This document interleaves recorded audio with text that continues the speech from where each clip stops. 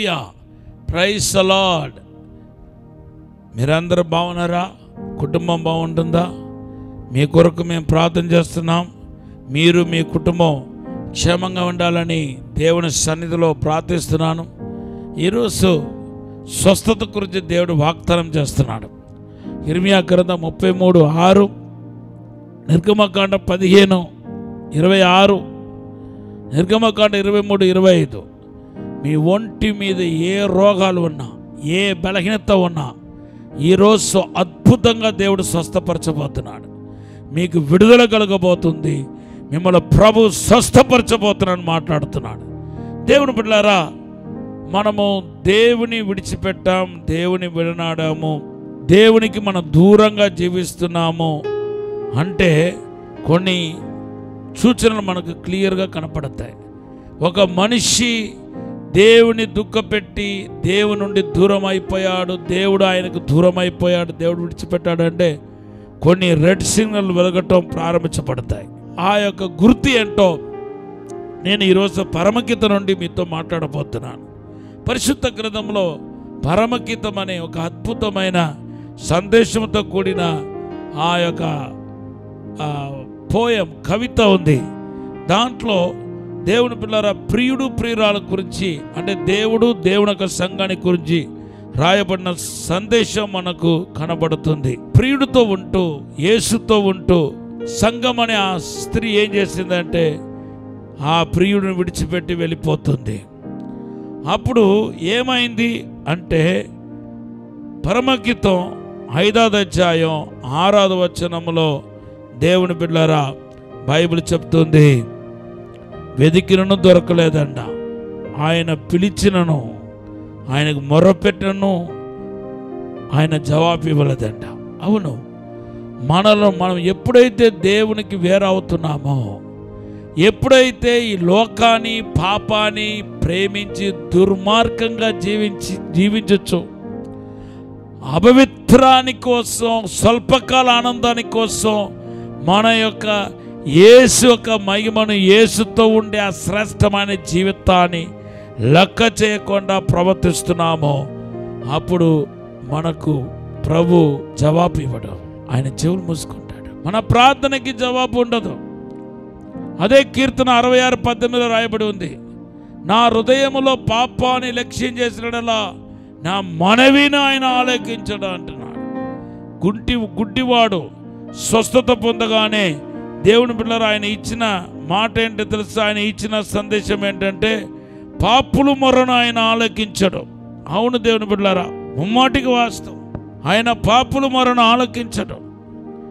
ఎవరైతే దేవభక్తితో నడుచుకుంటూ దేవుడి దగ్గర అడుగుతున్నారో వాళ్ళు ప్రార్థన ఆయన ఆలకిస్తాడు, కానీ పాపుల మొర్రను ఆలకించడు. యోహాను సువార్త 9:31. అయితే మనము దేవుని విడనాడాము అనే దానికి సూచన ఏంటంటే మన ప్రార్థనలకు దేవుని నుండి జవాబు ఉండదు.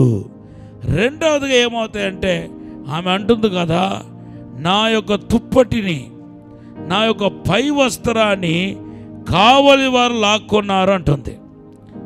కావలి వారు దోచుకున్నారు, తీసుకున్నారు అంటుంది పరమగీతం 5వ అధ్యాయం 7వ వచనంలో. అంటే మన వస్తువులు, మన డబ్బు, మన ఆస్తిపాస్తులు మన చేతుల నుండి పోతాయి.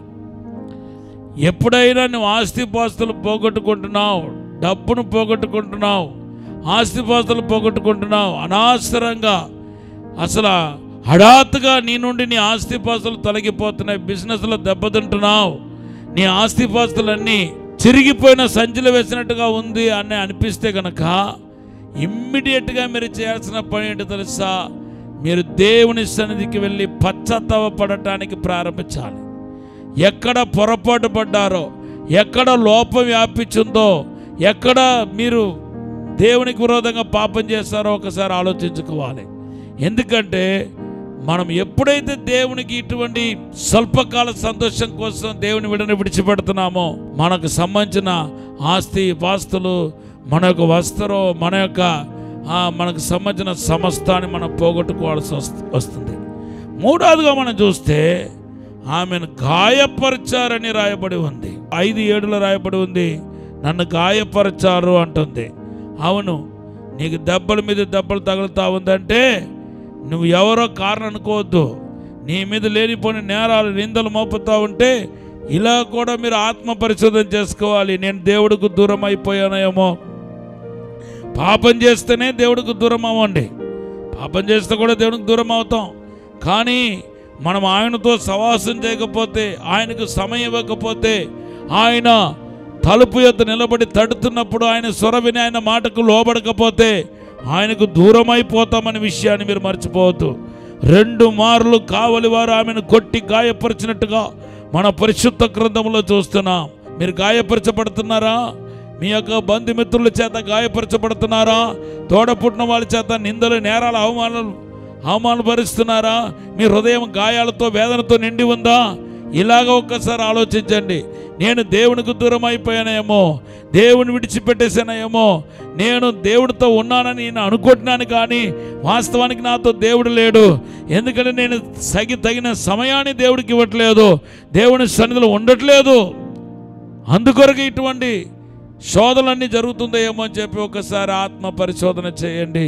మీరు ఎవరైతే ఏమి, ఈ యొక్క షూలమితి అనే ఈ స్త్రీ ఆయనకు ప్రియురాలే, కానీ ఎప్పుడైతే ప్రియుడిని విడిచిపెట్టిందో ఆమె ప్రార్థనకి జవాబు లేకుండా పోయింది. తన ఒక పై వస్త్రాన్ని పోగొట్టుకుంది. 3వదిగా గాయపరచబడింది. ఈ 3 కీడు మీకు జరగకూడదన్నదే నా ప్రార్థన. పశ్చాత్తాపడండి, దేవుని వైపు తిరగండి. యేసుక్రీస్తు రక్తం వలన మీరు తండ్రికి సమీపస్తులు అవుతురుగాక. ఎఫెసీ పత్రిక 2:13. ఇప్పుడు నేను చిన్న ప్రార్థన చేస్తాను. పరిశుద్ధము నమ్మకమైన పరలోక తండ్రి, మమ్మల్ని క్షమించి మన్నించి పరిశుద్ధపరచండి ప్రభా. అయ్యా, నిన్ను విడిచి వెళ్ళటం మాకు ఇష్టం లేదు ప్రభా. అయ్యా, నిజంగా కనుక మేము నిన్ను విడిచి వెళ్ళి ఉంటే, మీకును మాకును కాస్త దూరం ఉంటే మమ్మల్ని క్షమించి హత్తుకోండి ప్రభా.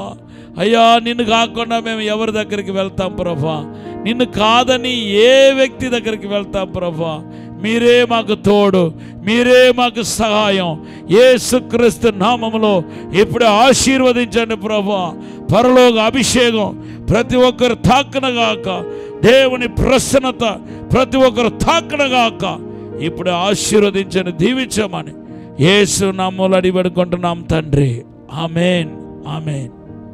ఈ మార్నింగ్ మన్నా అనే ఈ కార్యక్రమం మీకు ఆశీర్వాదకరంగా ఉంటే మాకు తెలియపరచడం మర్చిపోవద్దు. దయచేసి యూట్యూబ్ ఛానల్ మీరు సబ్స్క్రైబ్ చేయకపోతే ఈరోజు సబ్స్క్రైబ్ చేసుకోండి. అనేకులకు ఈ మార్నింగ్ మన్నా ఈ కార్యక్రమం గురించి పరిచయం చేయండి, షేర్ చేయండి. God bless you.